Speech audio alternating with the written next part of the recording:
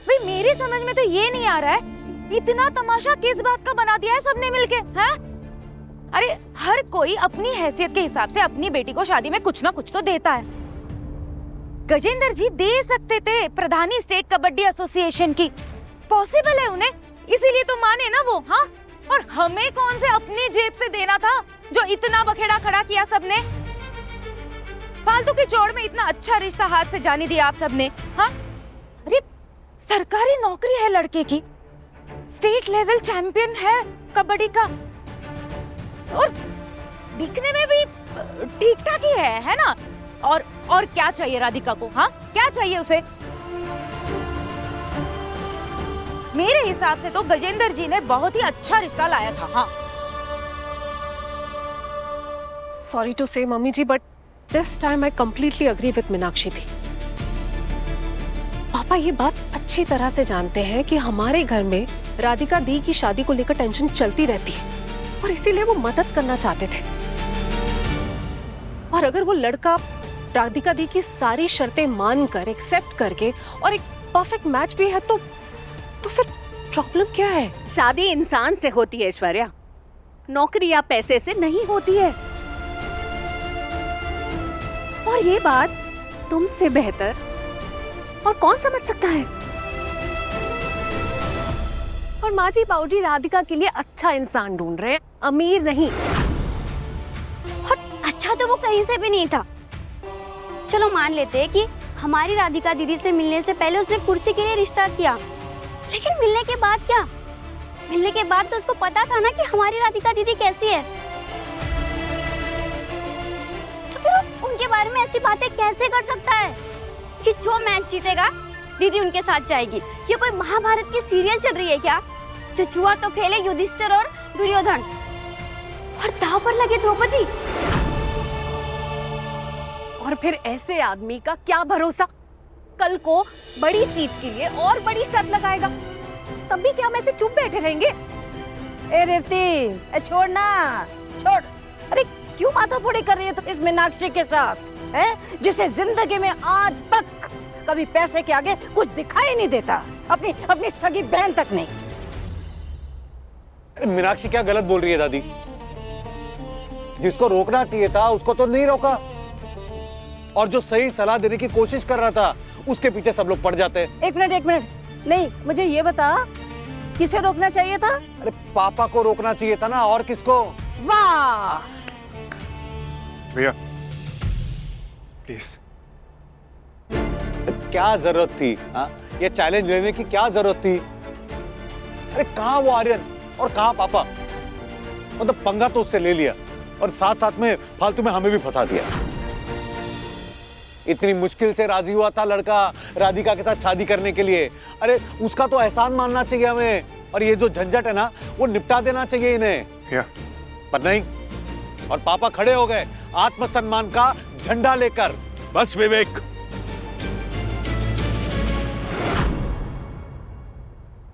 अरे क्या बस पापा, क्या बस? इतना अच्छा रिश्ता था, अगर राधिका से शादी करने के बदले में उसे कुछ मिल भी रहा था तो आपको प्रॉब्लम क्या था? अगर मॉल में किसी चीज की डिमांड नहीं होती तो 1+1 ऑफर होता है ना, और ये तो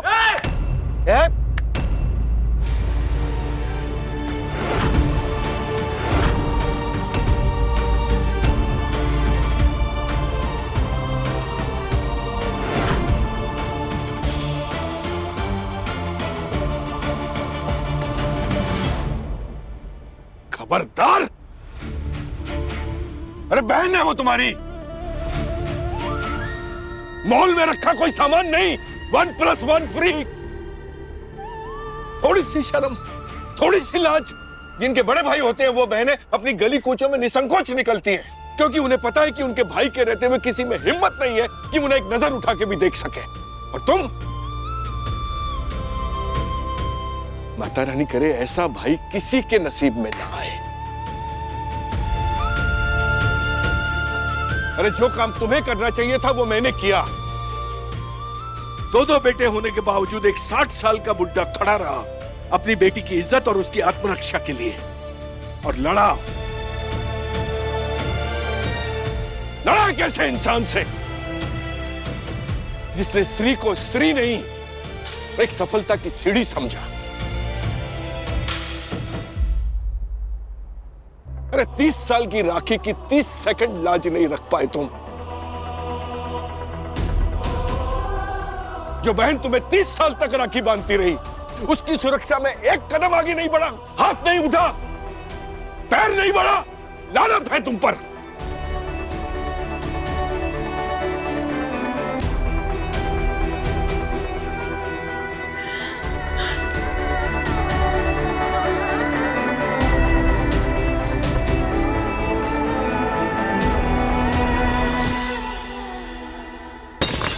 तेरा पासा ही पलट दिया, अपना ही सिक्का खोटा निकला। क्या कर रहे हैं आप? कहाँ बंदरिया की तरह कूद फांद रही हो यहाँ वहाँ? निकलो यहाँ से। जब सिर्फ रूप रंग देख के लट्टू हो जाते हैं ना, तो यही सब होता है। अरे जरा समझाओ इसे, सिखाओ, बताओ इसको यहाँ के तौर तरीके। चौहान खानदान की बहू है ये।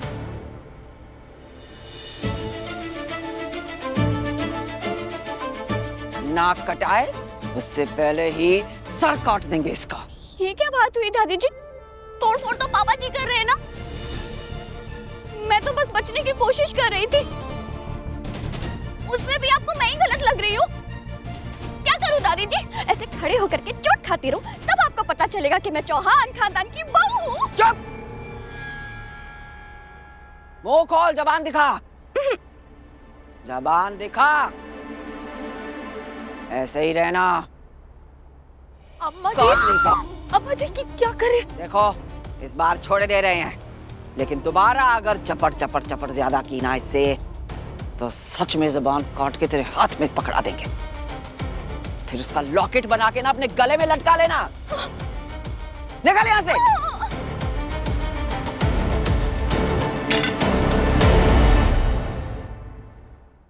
नलनी, एक बात बताओ हमको, हमरे अलावा और कौन से महापुरुष के दर्शन किए थे तुम जब वीर को पेट में रखी थी? क्या बोल रहे हैं आप? और कैसी बात करें, साधु महात्मा थे का? ससुरा पॉलिटिशियन के घर में पैदा हुआ, लेकिन दया भाव कूट कूट के भर दिया। कौन भर दिया हमको समझ में नहीं आ रहा है। सारा का सारा खेल बिगाड़ दिया ससुरे ने। अरे वो आर्यन का बात सुन लिया था तो सुन लिया था, प्रतिक्रिया का क्या जरूरत था? इतना बड़ा बतंगड़ काहे बना दिया उसने? पापा सही कह रहे हैं मम्मी। वीर अगर चाहता तो ये बात बहुत आसानी से निपट सकता था, लेकिन उसने नसीब आज काम बिगाड़ा है, बल्कि मुसीबत को इनविटेशन कार्ड देके आया है। जरा सोचिए, वीर उन जायसवालों के साथ कबड्डी खेलता हुआ दिखेगा तो लोग क्या कहेंगे? हंसेंगे हम पे, मजाक उड़ाएंगे। और आपको पता भी है, आर्यन राष्ट्रीय स्तर का खिलाड़ी है। एक से बढ़कर एक दिग्गज खिलाड़ी भरे हैं उसके टीम में। अरे चुटकी में मसल देगा इन लोगों को। पापा प्लीज, किसी भी तरह से कुछ भी करके ये कबड्डी मैच रुकवा दीजिए, नहीं तो बहुत बदनाम हो जाएंगे।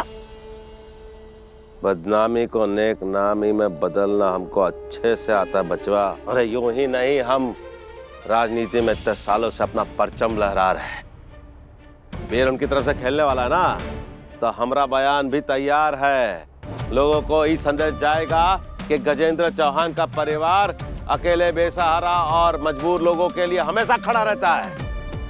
गजेंद्र चौहान और उसका परिवार सिर्फ उसी का साथ देते हैं जिसमें सच्चाई और अच्छाई होती है, अपने पराये का नहीं। तभी तो वीर गजेंद्र चौहान जैसा युवराज लड़का राधिका जायसवाल जैसी मामूली लड़की के लिए लड़ रहा है।